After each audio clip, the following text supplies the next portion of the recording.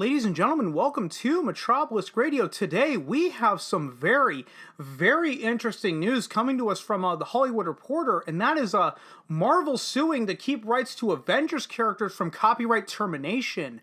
Blockbuster lawsuits filed today will decide future ownership of characters including Iron Man and Spider-Man. And now this news is a couple of days old, but it's still just as relevant today. So let's go ahead and get right into this. Disney's Marvel unit is suing to hold on to full control of Avengers characters including Iron Man, Spider-Man, Doctor Strange, Ant-Man, Hawkeye, Black Widow, Falcon, Thor, and others. Now, pay attention to that wording. They're suing to hold on to full control, and we'll get to that by the end. The complaints, which the Hollywood Reporter has obtained, come against the heirs of some late comic book geniuses, including Stan Lee, Steve Ditko, and Gene Colan.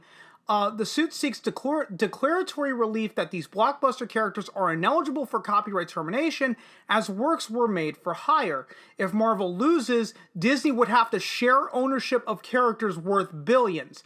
Again, they don't lose the characters outright. They just lose a portion of... Not lose a portion, they basically have to enter into a profit share with the heirs of Stan Lee, Steve Ditko, and Gene Colan. That's all this is. So don't believe that Disney is going to lose the rights to all of these characters if they lose this upcoming court case. In August, the administrator of Ditko's estate filed a notice of termination on Spider-Man, which first appeared in comic book form in 1962. Under the termination provisions of copyright law, authors or their heirs can reclaim rights once granted to publishers after waiting a statutory set period of time. According to the termination notice, Marvel would have to give up Ditko's rights to its iconic character in June 2023. Marvel is facing other termination notices. For example, Larry Lieber, who worked at Marvel as a writer too, filed termination notices over creations in May. The heirs of the comic book creators, including Black Widow creator Don Rico, are being represented by Mark Toberoff, who once famously represented Superman creators Jerry Siegel and Joe Shuster in an unsuccessful termination attempt against DC. DC saved off termination by counterclaiming against Toberoff and asserting tortious interference of its rights. The publisher was represented by Dan Petrocelli I know I'm going to butcher this name, at O. Melvelny, who just so happens to be representing Disney now in its efforts to keep rights to various Avengers characters. Petrocelli is filing several lawsuits in New York and California against Lieber, Don Heck, Patrick Ditko, Don Rico, and Keith Detweiler. The cases will focus on the creation of famous comic book characters and who should be deemed the statutory author.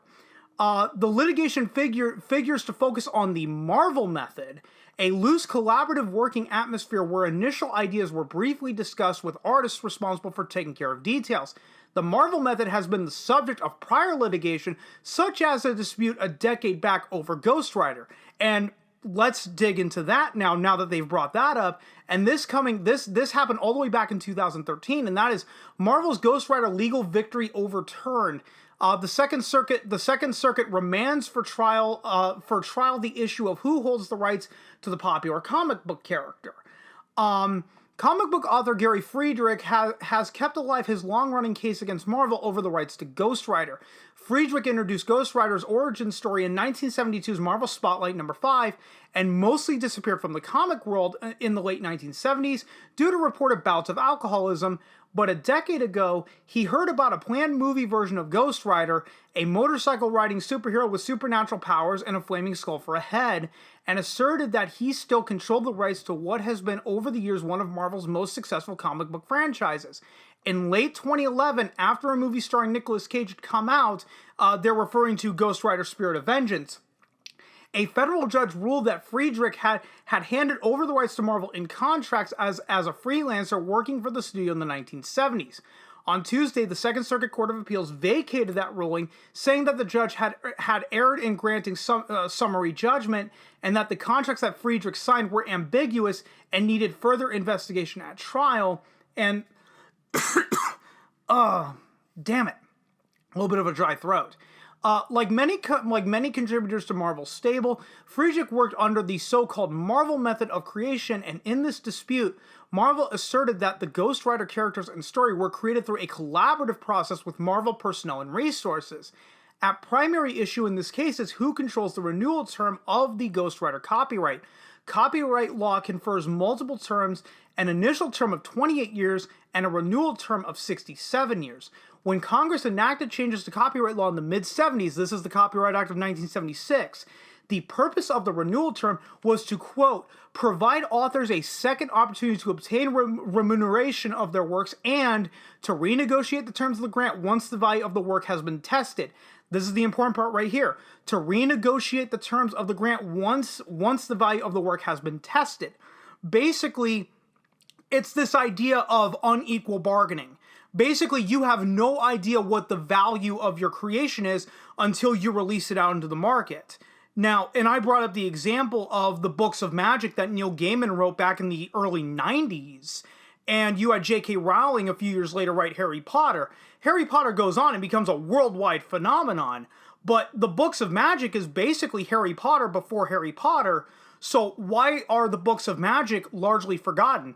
Simply put it, they were released at the wrong time. That's really the only explanation. That's really the only explanation to that. After learning that copyright law allowed a renewal of the term to vest with the original author, Friedrich filed for and received a renewal and copyright registration for his work in Spotlight number 5, and then sued Marvel and their licensees for copyright infringement and other claims. At the district court level, a judge ruled that Friedrich's 1978 agreement with Marvel, where he agreed to grant to Marvel forever all rights of any kind in nature in and to the work, precluded Friedrich's claims over ownership as he had given up renewal term. But Second Circuit Appellate Judge Danny Chin says not so fast, saying that the 1978 contract is ambiguous on its face, pointing to a sentence that defined the work as ungrammatical and awkwardly phrased, and unclear whether it covered a work published 6 years earlier, and whether it conveys renewal rights. Quote, the contract contains no explicit reference to renewal rights, and most of the language merely tracks the 1976 Act definition of work made for hire, writes Judge Chin. The agreement could reasonably be construed as a form work for hire contract having nothing to do with renewal rights.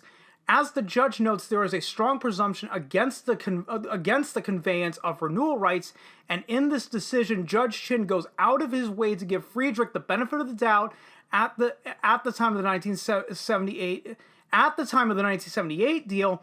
The judge says Spotlight 5 had been published 6 years earlier by a different corporate entity, Magazine Management, and had grown so popular that Marvel had already reprinted it once and launched a separate Ghost Rider comic book series. Given that context, it is doubtful the parties intended to convey rights in the valuable Ghost Rider copyright without explicitly referencing it. It is more likely that the agreement only covered ongoing or future work. Hence, there is a genuine dispute regarding the parties' intent for this form contract to cover Ghost Rider. The judge adds that when Friedrich made his deal with Marvel in 1978, he could have entered into an employee for hire relationship, but not necessarily one that rendered Ghost Rider as a work made for hire ex post facto. Marvel also argued that Friedrich's claims were barred by the statute of limitations because it had repudiated his ownership claims long before the comic book writer had brought his lawsuit. Marvel also pointed to the widely circulated news reports about a movie that allegedly implicated repudiated Friedrich's ownership claims. The Second Circuit Court says it is too soon to give Marvel these points, but the statute of limitations does appear to be an issue that will be addressed now that the dispute has been remanded back down to the trial court for more consideration. In today's ruling, the appeals court also has to consider whether the trial judge erred by denying Friedrich's own motion for summary judgment that he is the unquestionable author of Ghost Rider. Hinting at where this case is going next, Judge Chin writes, quote, when construed in Marvel's favor, the record reveals that Friedrich had nothing more than an uncopyrightable idea for a motorcycle riding character when he presented it to Marvel because he had not yet fixed the idea into a tangible medium, end quote. The judge adds that a jury could reasonably conclude that artists and others at Marvel at the time developed Ghost Rider through collaborative efforts, which would indeed make it a work made for hire, and Marvel the sole statutory author. But that will be decided at trial, assuming there's no settlement or some unexpected twist. It's a trial that will likely be of significant interest to comic book fans curious about the ways legendary comic book canon contributes like Friedrich, Stan Lee, and Jack Kirby operated in the old days. In short, it will be one that explores the nuances of the quote-unquote Marvel method. So basically, this article basically confirms why there was not a third Ghost Rider movie with Nicolas Cage, is probably because of the rights issues. And, granted, this was all the way back in 2013, and I could not find if the case had been, damn it, having more bouts of dry throat. If the case had been, decided by that point, because some of these cases can drag out for years and years at a time. I mean, look at the Friday the 13th rights debacle. That's been going on now for the last decade. But getting back to this first article where it's Marvel suing to keep the rights to popular Avengers characters, we're just going to go ahead and pick up where we left off before tangenting off to Ghost Rider.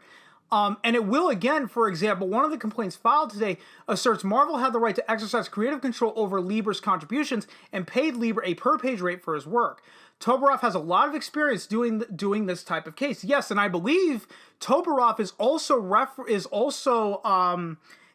representing. Who were they? Jim and John Thomas, who are currently suing over the rights to Predator, and we will get more into that in just a few minutes because I do have a point with that. Almost a decade ago, he represented the estate of comic book legend Jack Kirby over whether he could terminate a copyright grant on Spider-Man, X-Men, The Incredible Hulk, and The Mighty Thor. In August 2013, so when was this Ghost Rider? This was June. Okay, the Marvel Ghost Rider legal victory overturn was in June of 2013, just to put it into context. In August 2013, the Second Circuit Court of Appeals affirmed a lower court's ruling that determined Kirby's heirs couldn't wrest back his share of the rights to these characters because the former Marvel freelancer had contributed his materials as a work made for hire. The Kirby case was then petitioned up to the Supreme Court, with the late Ruth Bader Ginsburg signaling some interest in taking up the case. Marvel at the time fought hard against any high court review, and before the justices decided, the case was settled. Now comes new litigation, which figures to pick up where earlier ones left off. Marvel's suit calls the latest controversy, quote, virtually identical circumstances to Kirby's. If the plaintiffs win, Disney expects to at least hold on to at least a share of the character rights as co-owners. The studio would have to share profits with the others. Additionally, the termination provisions of copyright law only apply in the United States, allowing Disney to continue to control and profit from foreign exploitation. So what does this all mean? Basically, if Disney loses, it doesn't mean that they can't continue using Iron Man, Spider-Man, Thor, Black Widow, Hawkeye, whoever. It just means that they have to enter into a profit share with the heirs of these original creators.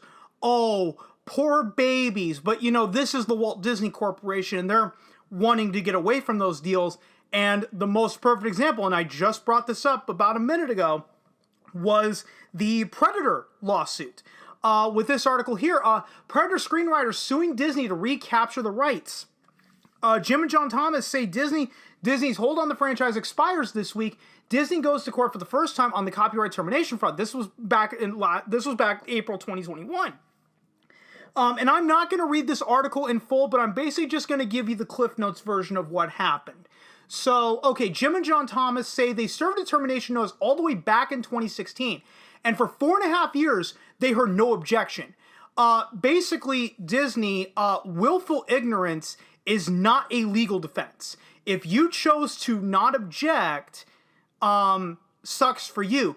They basically objected at the 11th hour with this, as stated in their complaint. Then in early January 2021, they literally waited till the last 3 months.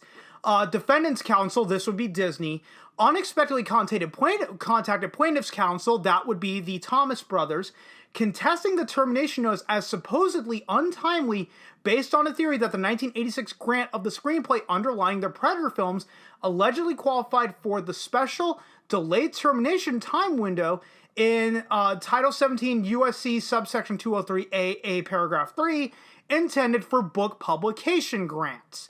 So basically, they're trying to nail them on a technicality here. Well, I don't think it worked out too well for Disney. With this quote here, while federal statutory copyright law endows a certain grantors like defendants, the Thomas brothers, with copyright termination rights, such rights may only be exercised in accordance with the statute's requirements, including provisions delineating when termination notices may be served and when the termination of rights becomes effective, states the 20th Century Complaint. Defendants' notices fail to comply with these statutory requirements and are invalid as a matter of law. Basically, to summarize all of this legalese into simple English, Disney is basically claiming that the Thomas brothers forgot to dot a couple of I's and cross a few T's. Is basically it. They're trying to nail them on a technicality, going, oh, see, they didn't file the termination correctly, therefore it's invalid. And then we get to this absolute despicable shit right here. 20th Century seeks a declaration pursuant to Title 28 of USC subsection 2201 that defendants' notices of termination are invalid, continues the 20th Century Complaint. This action is necessary because defendants are improperly attempting to prematurely terminate 20th Century's rights to the Hunters screenplay. For those that don't know, that was the original title for Predator was Hunters. At the very time that 20th Century is investing substantial time, money, and effort in developing another installment in its successful Predator franchise. You know what we call this? This is called poor mouthing. Is basically, and people who use this tactic know that they don't have a case. Is basically, look, the plaintiff may have a case, but oh, poor us, we invested all this time, effort, and energy into doing a 5th Predator movie and a Predator TV show, and now we might have to give that all up. Oh, poor us, we don't want to renegotiate, boo hoo hoo. I have to ultimately ask, so with regards to, Marvel suing to keep the rights to these Avengers characters all for themselves, I'm actually arguing that it is in Disney and Marvel's best interests to settle this out of court really, really quickly, because you have the debacle of the Predator rights situation. You also have recently the Scarlett Johannson lawsuit, which we have covered extensively on this channel. And then a few months prior to that, you have the whole bullshit with Alan Dean Foster when Disney just said, we don't want to pay you your royalties anymore because according to the Walt Disney Corporation, if Company A acquires Company X, it only acquires Company X's assets, not its liabilities. Ergo, we don't have to pay your royalties anymore because the Walt Disney Corporation said so. So, are we going to see a settlement come out of this pretty quickly? I don't know. It depends on, what it ultimately depends on is how much is the bad press worth for Disney at this point. Given that you have right now 3 high profile cases. You have the Predator lawsuit going on. You have the Scarlett Johannson lawsuit still raging on, and you have the whole Alan Dean Foster shit. So like I said, it's going to be better if they sell this out of court quickly. Now it gets it done sooner rather than later.